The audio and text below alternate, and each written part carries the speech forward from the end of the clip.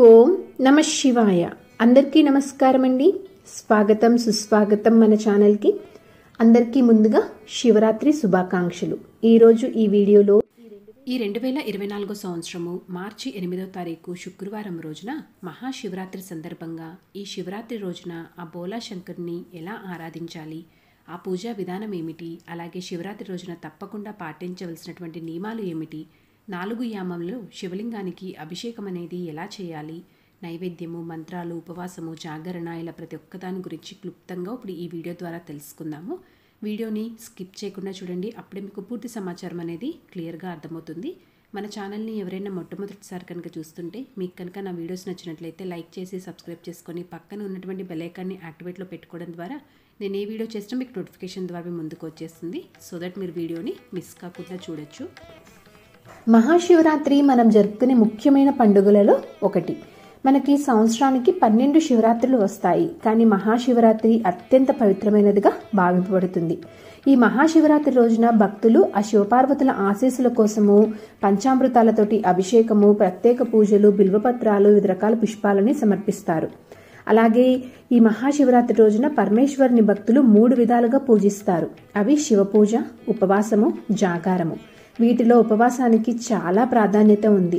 మహాశివరాత్రి నాడు ఉపవాసం చేసి శివనామ స్మరణం చేయడం కన్నా ముఖ్యమైనది మరొకటేమీ లేదు. ఉపవాసం వల్ల శారీరక శుద్ధి, జాగారం చేస్తూ ధ్యానం చేయడం వల్ల మనోశుద్ధి కలుగుతాయంట. శివపురాణంలో శివరాత్రి పూజా విధానాన్ని శ్రీకృష్ణుడికి ఉపమన్య మహర్షి వివరించారంట.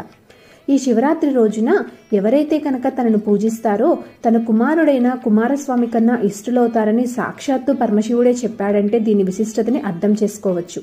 ఇంత విశిష్టత ఉన్నటువంటి మహాశివరాత్రి రోజున ఆ బోలాశంకరుని ఏ విధంగా ఆరాధించాలి, ఆ పూజా విధానం ఏమిటో తెలుసుకుందామా మరి? ఈ రోజున ఉదయాన్నే నిద్రలేచి ఇంటిని, పూజా మందిరాన్ని శుభ్రం చేసుకొని గడపలకి పసుపు కుంకుమ బొట్లు పెట్టుకొని చక్కగా ముగ్గు వేసుకొని పూజకు కావాల్సిన సామాగ్రిని సిద్ధం చేసుకొని పూజని ప్రారంభించాలి. ఈ పూజని పూజా మందిరంలో కానీ లేదా తూర్పు ఈశాన్య ప్రదేశంలో కానీ చేసుకోవచ్చు. పూజా మందిరంలో అయినా మామూలుగా చేసుకోవచ్చండి, లేదా సపరేట్గా పీఠం అనేది ఏర్పాటు చేసుకొనైనా చేసుకోవచ్చు. మీరు ఎక్కడైతే పూజ చేద్దాము అనుకుంటున్నారో ఆ ప్రదేశంలో చక్కగా పసుపు నీళ్లు చల్లి దానిపైన ముగ్గు వేసుకొని పసుపు కుంకుమలతోటి అలంకరించుకొని ఒక పీటను ఏర్పాటు చేసుకొని ఆ పీట పైన ఎరుపు రంగు బట్ట అనేది ఏర్పాటు చేసుకొని ఇప్పుడు ఆ పీట పైన శివపార్వతులు ఉన్నటువంటి ఫోటోని కానీ లేదా శివ కుటుంబం ఉన్నటువంటి ఫోటోని కానీ లేదా శివుడి ఫోటో అయినా మీ దగ్గర ఉంటే కనుక ఏది అందుబాటులో ఉంటే వాటిని పెట్టుకోవచ్చు. ఇక్కడ నేను శివపార్వతుల ఫోటో పాటు సుబ్రహ్మణ్యేశ్వర స్వామి ఫోటోని కూడా పెట్టుకుంటున్నాను. మీ దగ్గర ఉంటే మీరు కూడా పెట్టుకోవచ్చు. ఇలా దేవుడి ప్రతిమలన్నీ పెట్టిన తర్వాత వారిని చక్కగా పువ్వులతోటి, పూలమాలలతోటి అలంకరణ అనేది చేసుకోవాలి. ఆ శివయ్యకి తెల్ల పువ్వులంటే ఇష్టం కనుక మీకు ఒకవేళ దొరికితే తెలుపు రంగు ఉన్నటువంటి పువ్వులతోటి అర్చించాలి.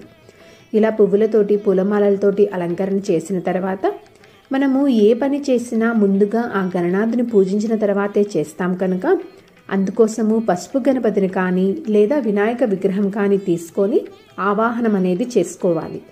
ఆసనం మీద ఒక తమలపాకు అనేది పెట్టుకొని ఆ తమలపాకులోకి పసుపు, కుంకుమ, అక్షింతలు వేసి ఆ తర్వాత ఆ గణనాథుని ఆవాహన అనేది చేసుకోవాలి. ముందుగా గణనాథునికి గంధము, కుంకుమ, పసుపు బొట్లు అనేవి పెట్టి చక్కగా వస్త్రం కూడా వేసుకొని పువ్వులతోటి చక్కగా అలంకరించుకొని సిద్ధం చేసుకొని ఉంచుకోవాలి. దీపారాధన కోసము దీపపు కుందులు తీసుకొని పసుపు, కుంకుమ, గంధమ బొట్టు పెట్టి ఒత్తులు అనేవి వేసుకొని నువ్వుల నూనె కూడా వేసుకొని దీపారాధన చేసుకోవడానికి సిద్ధం చేసుకొని ఉంచుకోవాలి. ముందుగా ఆ గణనాథునికి అన్ని ఉపచారములతోటి పూజ అనేది చేసుకోవాలి. తర్వాత దీపారాధన అనేది చేసుకొని ధూపం కూడా ఇచ్చి వీలైతే కనుక మీకు అష్టోత్తర శతనామావళితోటి గణనాథుని పూజించి ఆయనకి నైవేద్యంగా ఒక చిన్న బెల్లం ముక్కను నివేదించి ధూపదీప నైవేద్యాలతోటి పూజ అనేది చేసుకోవాలి. ఆ తర్వాత కర్పూర హారతి అనేది ఇచ్చి ఆత్మ ప్రదక్షిణ అనేది చేసి మంత్రపుష్పం అనేది చెప్పుకొని ఒకవేళ మీరు పసుపు గణపతిని చేసుకుంటే కనుక 3 సార్లు పసుపు గణపతిని కదిలించాలి. ఈ రోజుతోటి ఆ గణనాథుని పూజ అనేది ముగుస్తుంది. ఇలా గణనాథుని పూజించిన తర్వాత శివ పూజ అనేది ప్రారంభించాలి. పూజ ప్రారంభించే ముందు సంకల్పం ఎలా చెప్పుకోవాలి అంటే కనుక, హే మహాదేవ, నేను ఈరోజు ఉపవాస దీక్ష తీసుకుంటున్నాను, జాగరణ కూడా చేస్తాను, 2వ రోజు మాత్రమే తింటాను, ఎలాంటి దోషాలు ఉన్నప్పటికీ వాటిని తొలగించి నాపై కృపను చూపించి నాకు ఆనంద మోక్షాలని అనుగ్రహించు శివ అని సంకల్పం చేసుకోవాలి. విష్ణుమూర్తి అలంకార ప్రియుడైనట్లు శివుడు అభిషేక ప్రియుడయ్యాడు కావున ముందుగా శివునికి అభిషేకం అనేది చేయాలి. మహాశివరాత్రి రోజు చేసే అభిషేకం వలన 1000 రెట్ల ఫలితం లభిస్తుందని పెద్దలు తెలియజేస్తున్నారు. మీ ఇంట్లో కనుక శివలింగం ఉంటే పంచామృతాలతోటి అభిషేకం చేయడం వలన ఆ బోలాశంకరుడు అనుగ్రహం అనేది కలుగుతుందని, అలాగే మన జీవితం అష్టైశ్వర్యాలతో ఉంటుందని మన శాస్త్రాలు తెలియజేస్తున్నాయి. ఒకవేళ మీ ఇంట్లో శివలింగం ఉంటే కనుక పంచామృతాలతోటి అభిషేకం చేయడం వలన ఆ బోలాశంకరుడి అనుగ్రహం కలుగుతుందని, మన జీవితము అష్టైశ్వర్యాలతోటి ఉంటుంది అని మన శాస్త్రాలు తెలియజేస్తున్నాయి. ఒకవేళ మీ ఇంట్లో శివలింగం లేకపోతే శివాలయానికి వెళ్ళి అక్కడ జరుగుతున్నటువంటి పూజలో కానీ, లేకపోతే అభిషేకంలో కానీ, బిల్వార్చన లాంటి వాటిలో కానీ పాల్గొనడం కూడా చాలా శ్రేయస్కరం. ఈ మహాశివరాత్రి రోజున ఉపవాసము, జాగరణ చేసేవాళ్ళు ఖచ్చితమైనటువంటి నియమాలను పాటిస్తూ చేయాలి. ఈరోజు కేవలము పాలు పండ్లను మాత్రమే తీసుకోవాలి. అది కూడా మొత్తం ఉపవాసం ఉండలేని వారు మాత్రమే తీసుకోవచ్చు. మిగతా వారు నిరాహారిగా ఉంటేనే చాలా మంచి శుభ ఫలితాలని పొందవచ్చు. అంతేకాకుండా ఈ రోజు కానీ, ఉపవాసం ముందు రోజు కానీ, ఉపవాసం మరుసటి రోజు కానీ మాంసాహారము, మద్యపానం తీసుకోవడం కూడా మంచిది. మీ ఇంట్లో ఉన్నటువంటి శివలింగానికి అభిషేకం చేయడం అయిపోయిన తర్వాత ఒక తమలపాకుని పీట మీద పెట్టుకొని ఆ శివలింగాన్ని దానిపైన పెట్టుకోవాలి.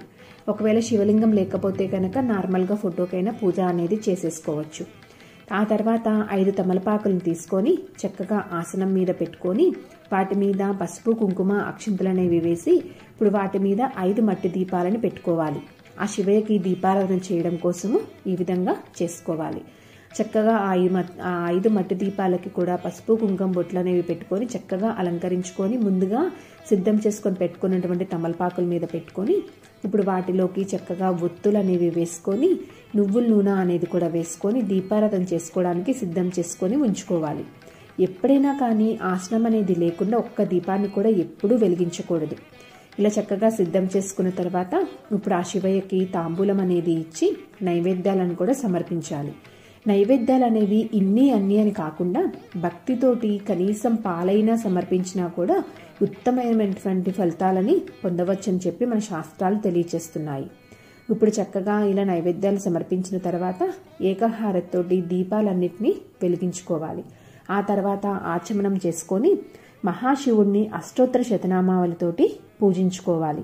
ఈ రోజున మహాశివుడిని శివాష్టకము, శివసహస్రనామము, బిల్వాష్టకము, లింగాష్టకములతో వీటన్నిటినీ చదువుకుంటూ పూజించడం వలన మంచి ఫలితాలను పొందవచ్చు అని శాస్త్రాలు తెలియజేస్తున్నాయి.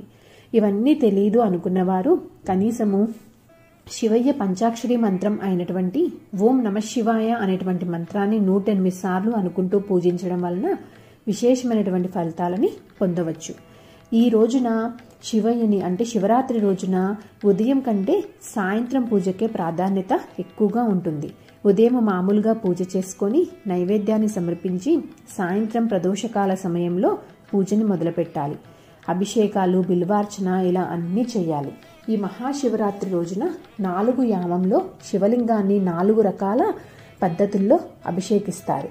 ఇందులో మొదటి యామంలో శివలింగానికి పాలతోటి అభిషేకం చేసి తామర పువ్వులతోటి పూజించాలి.